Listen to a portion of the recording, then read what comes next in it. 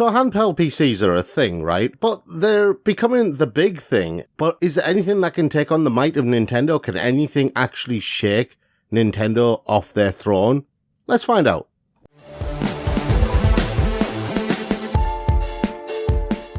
Welcome to Impossible Mission, the video game show that recognises that it's impossible to talk about video games without pissing someone off. Yeah, we're good at that. We're talking about handheld gaming. Yes. Now, it might seem a little bit past it being contemporary, because the news of the Steam Deck and the Steam Deck being this great new thing was a few weeks ago now. Well, it feels like a few weeks ago anyway. Yeah, see, you might think that it's a story of the times of now, but actually it's not. This is the story of the times of then that lead up to now. And I know I've lost you somewhere along there. I thought you were going to Fresh Prince of Bel-Air me there a bit. Well, this is not a story all about how my life got turned upside down. But I'd like to take a minute, just sit right there. I'll tell you all about the PlayStation Vita. Right. Because that's scan, Rob. I know. See, our story begins with the PlayStation Portable, kind of, but actually the real start is the PlayStation Vita. Because the PlayStation Portable was Sony's challenge. Why are we starting there? I mean, the Game Boy. The Game Boy was the first true breakthrough. The Game Boy was the first true breakthrough, and loads of handheld consoles. But the thing is, even when it came to something like the 3DS XL, right, and the PlayStation Portable, there was this view of mobile gaming, of handheld games, right, that was very, very enclosed within a bubble, right? Handheld games could only be... To give it a bit of a different term, it's kind of like how mobile gaming is looked at now. Yeah, exactly. Mobile games are viewed as, gacha games, match 3 games, and that's basically all you get. And then you've got something like Genshin Impact, which has really broken the mold of what people see as mobile games. Yes, there are gacha mechanics in the game, but the actual game itself is an actual game. And that's where that's one of the reasons for its runaway success. In the same vein, even up to the PlayStation Portable and the Nintendo 3DS and the 3DS XL, there was this view of handheld games, of these handheld devices, that mobile games had to be this type of game. So when you look at a lot of the games that came out on the 3DS and the 3DS XL, they were very pixel art graphics and things like that. When you look at the games that came out on the PlayStation Portable, yes, you had the likes of Crisis Core and other games like that, but still very much kind of a lower graphic settings, not as high resolution, stuff like that. And then Sony did the PlayStation Vita, right? And that is where everything changed. That's the point where everybody started going, oh my God, this is what's possible with a handheld device. PlayStation Vita was effectively the power of a PlayStation 3 in the palm of your hand. And yes. I can't say that without going back to, what's-his-face in Spider-Man 2, and the power of the sun in the palm of my hand. To be honest, it was probably better than the PlayStation 3, because the PlayStation 3 was beleaguered by that cell architecture, which nobody could develop for. So the PlayStation Vita was the best version of the PlayStation 3, essentially. Exactly. And it came out at a time when the 3DS XL was really selling like hotcakes, and Nintendo were basically dominating the handheld market. But then people looked at the Vita and went, this is like the most amazing console. And then Sony went and kicked themselves in the balls by doing that proprietary memory card. If they'd never done that... just that, it was even before that. They were just kind of treat it like, Yeah, but the thing is, the proprietary memory card made it 1,000 times worse, because it meant that Sony's overpriced memory card was the only thing that you could use. If they'd just gone with the standard SD card, the PS Vita would have outsold the 3DS XL, I reckon. And the 3DS XL... It's a bold claim. It's a bold claim, but I don't think it's an unwarranted one, because the main complaint about the Vita has always been that damn memory card. It's never been about the games. It's never been about the content. It's always been the memory card. Every single person you speak to and every single Vita owner will say that their biggest complaint about the Vita right at the beginning was the memory card. The overpriced proprietary memory card that Sony insisted people buy. And if they'd never done that, then more people would have bought the Vita. It would have been better. It would have been better supported as a platform. but because of the memory card, not as many people bought it. So Sony lost faith in it because they made a mistake with how they designed it and how they marketed it, and then blamed the customers. This new status quo, like Sony's failure with the PlayStation. I mean, it was there before that, but with PlayStation's failure with the Vita, it cemented this belief that console games and PC games are for real gamers, and handheld is just what you put on the kids. Yeah, and that's kids games. Exactly, and the only company to kind of look at the Vita and go, "Hang on, there's something there. People want this. We've seen the demand for this.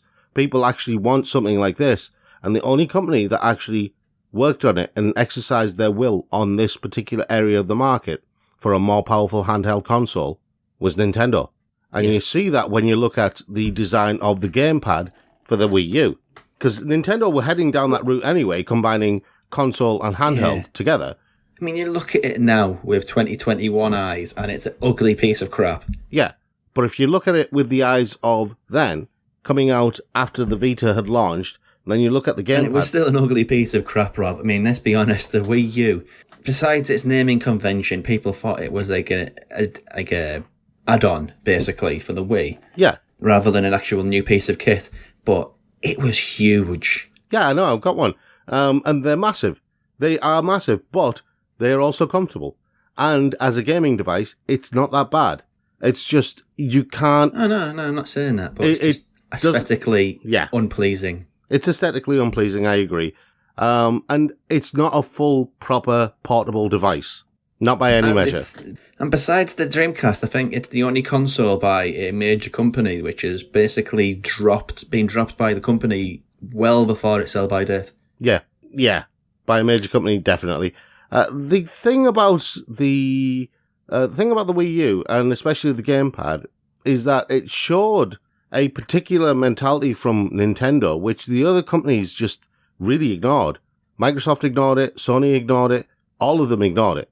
And the only places where you actually found others looking at things like the Wii U and what then became the Switch, right? Things like Razer and some of the Chinese companies looking at these going, we can make a handheld PC like this. We can make a handheld PC. So there were some tests at the idea of making a handheld PC. And they kind of varied in their success until more recently with things like the Iron Neo and the GPD Win ones. I mean, the GPD Win 2 shows you, if you look at the picture, it's just a flip-top thing, that looks like, those old handheld computers that you got. I think the Scion ones that had like the clamshell opening. Basically like a flip phone. Yeah, it's the old Scion computers and that, and with the little but it's got the little joysticks above the keyboard. Yeah, it's basically a BlackBerry if BlackBerry was a gaming device. Yeah, kind of, yeah, but with a clamshell design. So you had the opening screen, a bit like a small laptop. And that's a prime example of how most people were approaching handheld PCs, right? Handheld gaming devices was that until the advent of the Switch, when the design methodology changed. And you look at the GPD Win 3, which is the picture below. It's a differentiation between PC gaming and PC culture and console culture. Console culture is very much designed as a sort of aesthetically pleasing thing to capture the attention and capture the eye, whereas PC is like saving the ridiculous thing where people think putting lights in PCs makes it cool, which is just moronic. Yeah. But save that. PC is a bit more utilitarian, and these designs are very much purpose and what's inside of the thing first. Yeah. And design second, because you look at the specs, this is before even the Steam Deck, the specs were ridiculously overhyped and overegged for what it is. Yeah, exactly. And this is the thing, with all of these new modern handheld PCs, the GPD Win, the One X Player, the Iron Neo, with all of them, all of the press that you saw for them, all of them focused on the specs. All of them focused on, it's got this, and it's got this, and it's got this, and it's got this graphics. I mean, even now, there's a news broke in the past week or so. A PC gamers is like, the Steam Deck's only targeting 30 frames a second. Wow. Ignoring the fact it's a bloody handheld machine. Yeah. And they've got to make the battery last as long as possible. And 30 is it. Nothing will go lower than that. Yeah, exactly. You can make it go higher, but nothing will go lower. Yeah. But I mean... It's about what works. Yeah. In terms of the actual physical design, though, they all seem to have settled on a specific thing, which is following the design of the Switch. It's even before the Switch. The Switch isn't new. I mean, you're going back to sort of like Game Gear, aren't you, and stuff like that, and Lynx. Yeah, which the Switch... when I say the design of the Switch, I'm on about like the placement of the thumbsticks and the placement of the buttons on either side. Yeah. So if you look at the picture of the One X player and the Aya Neo, for example, you'll see that the placement of the thumbsticks and the buttons are pretty much identical. The GPD Win 3 has the two thumbsticks at the top, so that's a bit different, but it's a very different thing from how the Vita used to look. You know, so a lot of changes have been made since the advent of the Vita to the Switch, in terms of the placement of the buttons and stuff. I think this Vita is aged rather gracefully, honestly. Yeah, in terms of the look of it, I still like the look of the Vita. I still like the Vita as in terms of the design aesthetic. I think it's a really attractive design. The Wii U gamepad has aged horribly. The software of the PS Vita is absolute arsler. Yeah, exactly. But that then brings you to the also-rans of the handheld PC world, which is the Smack Z, which is a great idea, but sadly is, last I heard, they were going bankrupt and were issuing refunds. No. Which is a shame, because the design of the Smack Z was really cool. Probably the most appealing out of the lot of them, really. Very sleek design. And the first time I saw a picture of the Smack Z, right, I thought, if Valve are going to do a handheld console, this is what it's going to look like. Yeah. I mean, the Smack Z had two huge sort of craters. Well, you know, they're like the touchpads. Yeah, the haptic touchpads. Had two of those, a thumbstick, 4 buttons. But I looked at that and my first thought was, you remember the Steam controller? Yes. I thought, this looks like a better version of the Steam controller, you know, and this could really be the look of the new Valve console, and I wasn't far wrong. We've talked about the aesthetics of all these devices, which is one thing, but I think there's been sort of a sea change, and I think that Switch has caused it, where essentially it's the Japanese market. The Japanese market has been pivotal in evolving the video game industry on multiple levels, going through history, but I think this one is the biggest one, because a long time it was either sitting at your desk playing games or sitting by the TV and playing games, whereas the Switch said, why not both? Yeah. And once that sort of switch has been clicked in people's head... I see what you did there. I see what you did there. I didn't really mean to, it was unintentional, but why does a PC just have to be a PC? Yeah, which Valve has jumped on. Valve has really jumped on that, and I've said this before. You and I, a while ago, posited the idea of a console laptop hybrid, which was fully portable, a fully portable games console, fully portable dyed-in-the-wool games console that you could take around with you. Not like the Switch, though, but much more powerful. And that's what Valve have basically produced here, because the Steam Deck has a dock that you can plug it into to turn it into a proper computer. Because that's exactly what it is. It can connect to a monitor. You can play your games through a monitor. It is a dyed-in-the-wool. You know, it becomes a laptop, basically. Yeah, Linux, though. But it's Linux. I think you can put Windows... Yeah, you can put Windows on it. You can put Windows on it, and there is also a version of Windows Linux, if I remember rightly. Microsoft have their own version of Linux, so... That's kind of a bit of a nutkick, isn't it? But the thing about this Steam Deck, which is interesting, is the fact that it's open platform. Yeah. Epic have said, have alluded, suggested, implied that they're probably going to do one. I wouldn't be surprised. I think Razer will do one. I think Epic will do one. I think Alienware will definitely do one. Yeah. When you look at the spec for the Steam Deck, it's, the spec is really good for what it is, but I wouldn't say it was superb. I wouldn't say it was groundbreaking in any way. Well, it's the same thing that cripples a lot of these sort of mobile devices. Yeah. Which is why I think making it the ability to connect it to a monitor and have it as sort of one of those little mini PCs that you can get or mini Apples that you get. Yeah. Ones that's just like a little sort of block and you plug it into the monitor. making it sort of functionally like that, I think is kind of shrewd. Yeah. And the other thing as well... However, the question is, for me, you can talk all day about how good this thing is until you're blue in the face and the cows have gone to sleep. And, end of the day, though, who is it really for? Because I think that's been sort of a muddled aspect of this conversation. Not us specific, but sort of in the broader terms. Yeah. People think it's going to change gaming, but I don't think it is, because effectively it's a expensive piece of kit which isn't going to replace gaming laptops. No, because the sort of the utility of doing multiple things in gaming laptops can't be superseded by this fancy little blocker thing. It's not going to replace gaming PCs. It's going to be for people who have gaming PCs to also have portability. It's not competing with the Switch, because the Switch is a very different thing in a very different marketplace. So it's kind of, the market for this doesn't really exist yet. That's the point. And that is exactly the point that Valve have made. And this is the bit that I think a lot of people, because of the hype about this and because of their expectations of this, have completely forgotten what Valve have actually said, especially in their interview with IGN, when they talked about all of this. What Valve wanted to do with the Steam Deck, and I do acknowledge that Elgato have the Stream Deck and made their announcement for the Stream Deck only a couple of hours after Valve announced the Steam Deck. So, yeah, that was unfortunate timing for Elgato.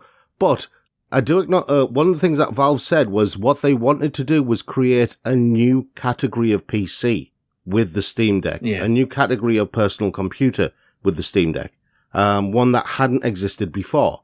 And by that, also create a new market. And that, I think, is the bit that everyone has completely forgotten. So you are right when you say there isn't a market for this, but by making it open platform, and I think this is where the real genius of the Steam Deck lies, by making it open platform, they make it a competitive market straight away, because everybody will want to get in on this.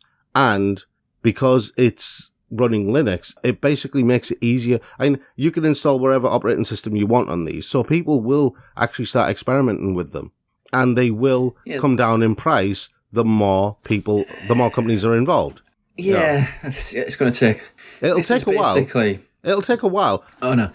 These now are basically 3D printers. Yeah. 3D printers, revolutionary. Yeah. But they're still expensive as hell. Yeah. And these are exactly the same. They're revolutionary, but the base model that Steam are doing is 64 gigabyte something storage. 64 gig storage. Is piffle. Yeah. It's absolute piffle. Yeah. So to actually get use out of this, you have to really spend it, like money, invest in it. So really, it's one of these marketplaces where the early adopters are basically going to be PC gamers who want to go mobile. I don't think... Honestly, you might disagree with this. I do, but only because of the numbers, yeah? I don't think this is going to break through mainstream, this sort of PC. And the reason I'm going to disagree with you on that is because of the numbers for the pre-orders for the first 90 minutes, which actually, they made a slight mistake with their web page, Valve did, and somebody basically went into the back end of the web page and actually managed to find the pre-order figures for the first 90 minutes. Global pre-order figures for the first 90 minutes were 100,000. Go on. And 2/3 of that were for the top-end model. I'm sorry, that's still not changed. Mind. All I'm saying is, for a new device like this, which is untested, it's a new market, it's basically trying to do something completely different. Having those kinds of pre-order figures is remarkable. And yes, I know it's not going to rival the Switch, it's not going to rival the PlayStation 5 or even the Series X, but I don't think it's meant to. I think it's more interesting than that, essentially, because the fact that PC, the biggest platform for PC gaming, Valve, are effectively trying to normalize handheld gaming within the PC market. Yeah. It's changed the goalposts. Yeah. Or it's changing the goalposts for the video game industry, where, handheld isn't the ugly stepchild. It's the stepchild who sat next to you, who's, scrubbed up quite well. It's the stepchild after lots of plastic surgery. Yes. It's normalizing handheld gaming. Yeah. Much to the point where I think that give it a few years and Sony and Microsoft might have to react. Yeah. Because at first, these things are slow. But once it's established and the rules are understood, then that's when money starts rolling. And that's when these become aspirational items rather than this new item that the people who get new tech get. And that's a very different distinction you got to make there. Yeah. And that's a slow thing, but this is normalizing handheld gaming in a way which I don't think any other device really could. Like, if it was a PS Vita 2, it wouldn't do it. Exactly. If it was a Microsoft handheld, it wouldn't do it. It had to come from PC. Yeah, the Switch OLED definitely couldn't do it. It had to be from PC. Yeah. It absolutely has to be from PC to make this shift. Exactly. And that's the key thing, all right? And that is the key thing. And a lot of the chatter has been, oh my God, this is great. Oh my God, this is great. But nobody's talked about the future of this and what this actually means. This is a proof of concept, right? Yes. This is really, that's what it is. It's a proof of concept. It proves that there is a market for PC handheld gaming and that PC gamers have wanted this for a long time. And that gamers have wanted a powerful handheld console for a long time. And this is the market that Sony opened up with the PS Vita, but didn't realize that they had. They didn't realize the gold mine they were sitting on. And that's why I went back to the Vita at the beginning and said, this is where it started. Because we've wanted this. Can you imagine during the PS3 era, right? If somebody came up to you and said, do you know, you could play PS3 games, while you're just walking around or sitting on a bus or something like that. What would you said? You would have said, yes, please. Laughed at them because there was, at the time, the industry laughed at them because there was that PlayStation phone. It's like, essentially, wasn't it Sony made that? Yeah. I can't remember what it was called now, but they did attempt it, but they really shot to the Lord Sony way too early. Yeah, they did the PSP Go. They did. Do you know when you look at the PSP and the PSP Go and the PlayStation 4, right? That's their Sega 32X moment. I hate to say it, but that was their Sega 32X moment because they did the PSP, then they did the PSP Go, then they did the PlayStation 4, just like Sega did. The Master System 2, then the Mega CD 2, then the 32X, and, you had this monstrosity of a machine. Sony did the same thing. And that's, I think, why they lost faith with the PS Vita, because they'd already tried a couple of other things beforehand. And so when they did the Vita, it was a half-hearted notion that they were going to do stuff make some moves. If it worked, it worked. If it didn't, it was a punt.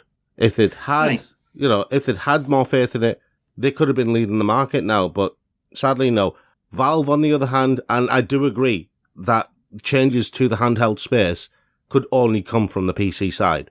And the reason for that is because PC games, by their nature, are desktop, laptop based, right? And for a long time, that's what PC gamers have been bound to. Yes, you can play games on these other handheld consoles, the Iron Neo, the One X Player, the GPD Win, whatever. You can play PC games on them. That's fine. But to have that choice of having your entire Steam library on there, to be able to have a platform where it's going to adapt over time, other people are going to get involved in this platform, other people are going to produce their own version of it, it's going to become more competitive, it's going to become cheaper in price. Like you said, the 3D printer is a great analogy for this. Yeah, they're slowly coming down in price, just maybe not slow enough. It's taking its time, but the thing is, from £1,000, back when we used to be in the other place, where it was costing like £1,000 for a printer, to only about 300 quid for a 3D printer now. Oh, that's not as bad as I thought now. So the price drop has been remarkable. And again, I think you're exactly right on a lot of how we should be looking at the Steam Deck. We should be looking at it as a little bit kid gloves, but a little bit of expectation as well. I really want this. It has the potential. Yeah. It has the potential to be a real industry paradigm shift. Yeah, it does. But I think... And I think that's a good point to end on, though. Yeah. Unless you have anything. No. I think we've just got to be patient. Yeah, exactly. Do you agree with this? Because we've made some pretty bold claims, I think, this episode. We would like to talk to you, so please do comment below. We'll chat it out. Please, if you like what we do, support us. Subscribe to the channel. Notification, comment, however you want to interact with us, please do. Or, we have a Patreon. Get involved in that and have some of our exclusive content. But until the next episode of Impossible Mission, which I'll just tease here, the topics are EA related and about next year in video games. That's all I'm going to say about them. I'll leave you on tenterhooks. But until the next episode, thank you very, very much for listening. This has been Impossible Mission, and we will see you next time. Bye!